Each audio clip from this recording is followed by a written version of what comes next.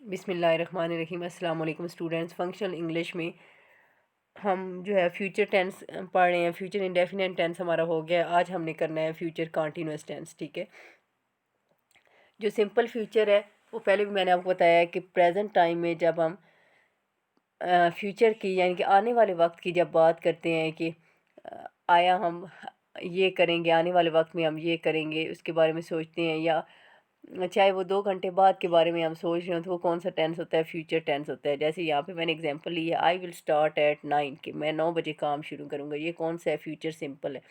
इसी तरह मैंने कहा I will finish at 5 PM, sorry 5 PM ही, ठीक है, कि 5 बजे मैं जो है वो काम ख़त्म करूँगा। ठीक है, तो ये कौन से हैं? दोनों स्टेटमेंट क्या हैं? फ्यूचर सिंपल की हैं। ठीक है, कि आने वाले वक्त के बारे में बताया कि स्टार्ट कितने बजे करना है? 9 बजे, और ख़त्म कितने बजे करना है? 5 बजे। लेकिन फ्यूचर कंटिन्यूस आपको पहले ऑलरेडी पता है। कंटिन्यूस का क्या मतलब होता है? कि जारी है, काम जारी है। ठीक है, एक्शन इन प्रोग्रेस है। ठीक है, इसलिए इसको हम प्रोग्रेसिव टेंस भी बोलते हैं। तो फ्यूचर कंटिन्यूस टेंस में क्या होगा कि आई will be working from 9 to 5 AM tomorrow, के 9 से 5 बजे तक मैं काम करूँगा। ठीक है, अब 9 से 5 बजे तक जो काम की ड्यूरेशन है, काम जारी है, तो ये क्या है? फ्यूचर कंटिन्यूस टेंस है। ठीक है, आपको समझाने के लिए मैंने एक एग्जांपल लिया है कि यहाँ पे 9 AM, I will start at 9 AM। ठीक है, 9 AM पे मैंने शुरू किया, ये क्या है? फ्यूचर सिंपल टेंस है। ठीक है, इसी तरह I will finish at 5 PM, 5 PM पे मैंने ख़त्म किया है, ये क्या है? फ्यूचर सिंपल है।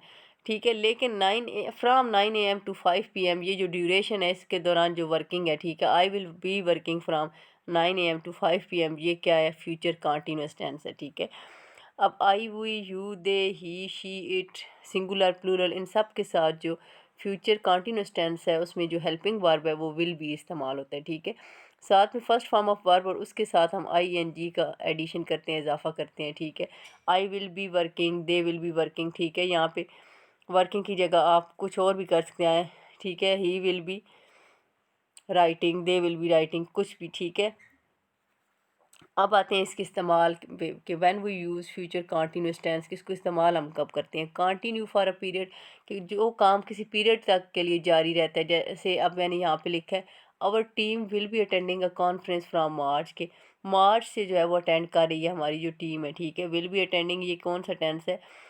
फ्यूचर कंटिन्यूस टेंस है, और आने वाले वक्त की बात हो रही है, मार्च की हो रही है, इसलिए ये फ्यूचर कंटिन्यूस टेंस है। ठीक है, मार्च से कर रही है। ठीक है, काम जारी है। इसी तरह कंटिन्यूइंग ड्यूरिंग अ मूवमेंट, किसी लम्हे के दौरान जो काम जारी होता है उसके लिए भी हम फ्यूचर कंटिन्यूस को इस्तेमाल करते हैं। जैसे at 2:30 I will be taking my English exam. ठीक है, यहाँ पे एक और चीज़ कि हम टेक वैसे किसी चीज़ को लेने के लिए इस्तेमाल करते हैं, और गिव जो है वो देने के लिए इस्तेमाल करते हैं। ठीक है, लेकिन जहाँ पे पेपर की एग्ज़ाम की बात आती है, जो पेपर दे रहा होता है वो टेक का इस्तेमाल करता है, और जो पेपर ले रहा होता है वो गिव का इस्तेमाल करता है। क्योंकि जब हम पेपर देते हैं तो हम क्वेश्चन पेपर जो है वो टेक करते हैं, वो लेते हैं। ठीक है, और जो एग्जामिनर होता है वो हमें क्वेश्चन पेपर दे रहा होता है। ठीक है, गिव इसलिए इस्तेमाल होता है।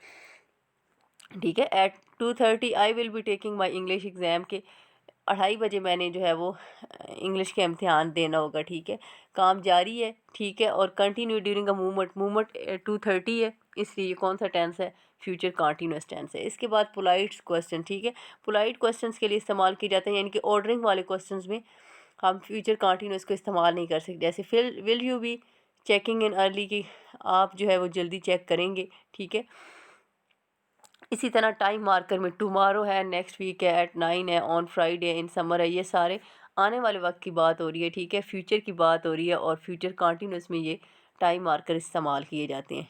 ठीक है, उसके बाद अब इसकी पॉजिटिव, नेगेटिव और क्वेश्चन में अगर देखें तो I, you, we, they, he, she, it, इन सब के साथ विल बी का इस्तेमाल ही होगा। ठीक है, और फर्स्ट फॉर्म ऑफ वर्ब के साथ ING होगी। ठीक है, आई will B working, you will be working, they will be working. ठीक है, जब नेगेटिव स्टेटमेंट की बात आती है तो हम कॉन्ट्रैक्शन में विल नॉट को वोंट लिखेंगे। ठीक है, वोंट भी हो सकता है, विल नॉट भी हो सकता है। ठीक है, I won't be working, you won't be working, they won't be working, या I will not be working. ठीक है, दोनों जो है वो स्टेटमेंट ठीक है, वोंट भी और विल नॉट भी। ठीक है, शॉर्ट करने के लिए स्टेटमेंट को, ये कॉन्ट्रैक्शन है विल नॉट की, वोंट। ठीक है, और जब क्वेश्चन की स्टेटमेंट आती है तो उसमें जो हेल्पिंग वर्ब है वो हम स्टार्ट में लिख लेते हैं, जैसे विल, आई, और उसके साथ जो बी है वो सब्जेक्ट के बाद आएगा। ठीक है, will I be working, will you be working, will they be working, will she be working, ठीक है।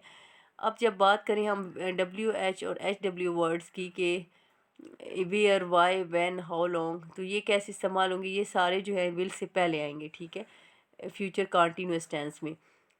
Where will I be working, where will you be working, या when will they be working, how long will she be working, ठीक है। या इनके will say पहले जो question या इंटेरोगेटिव स्टेटमेंट्स हैं और एंड पे जो है क्वेश्चन मार्क आएगा। इंटेरोगेटिव स्टेटमेंट में विल शुरू में आएगा, उसके बाद सब्जेक्ट आएगा, सब्जेक्ट के बाद बी का इस्तेमाल आएगा, ठीक है। जबकि एच डब्ल्यू और डब्ल्यू एच वर्ड जो है वो विल से पहले आएंगे, उसके बाद विल आएगा, ठीक है। उसके बाद जो है सब्जेक्ट आएगा, उसके बाद बी आएगा, और फिर जो है वो आगे ऑब्जेक्ट आएगा जो भी काम है, ठीक है। Where will I be working, और एंड पे जो है वो इंटेरोगेटिव स्टेटमेंट के लिए क्वेश्चन मार्क, ठीक है।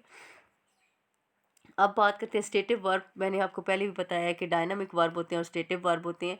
जो स्टेटिव वर्ब है वो किसी भी इमोशनल, मेंटल सिचुएशन को, कंडीशन को शो करते हैं, और स्टेटिव वर्ब जो सारे कॉन्टीन्यूस टेंस है, चाहे वो परफेक्ट कॉन्टीन्यूस है, फ्यूचर परफेक्ट कॉन्टीन्यूस है, फ्यूचर कॉन्टीन्यूस है, प्रेजेंट है, पास्ट कॉन्टीन्यूस है, या प्रेजेंट परफेक्ट कॉन्टीन्यूस है, या पास्ट परफेक्ट कॉन्टीन्यूस है, इन सब में हम स्टेटिव वर्ब का इस्तेमाल नहीं कर सकते, ठीक है।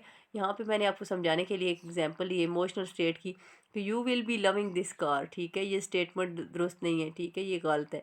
इसके लिए हम क्या स्टेटमेंट लिखेंगे, you will be, sorry, you will love this car, ठीक है, बी का इस्तेमाल हम नहीं कर सकते। ये स्टेटमेंट हमारी ट्रू है, लेकिन ये कौन सा टेंस है, ये फ्यूचर इंडेफिनेट टेंस है, ये फ्यूचर कॉन्टीन्यूस टेंस नहीं है, इसलिए हम फ्यूचर कॉन्टीन्यूस टेंस में स्टेटिव वर्ब का इस्तेमाल नहीं करते। इस तरह मेंटल सिचुएशन के लिए मैंने यहाँ पे कहा है he will be understanding the problem soon, ठीक है। He will be understanding the problem soon, ये स्टेटमेंट गलत है। इसकी दुरुस्त स्टेटमेंट क्या होगी, he will understand the problem soon, ठीक है।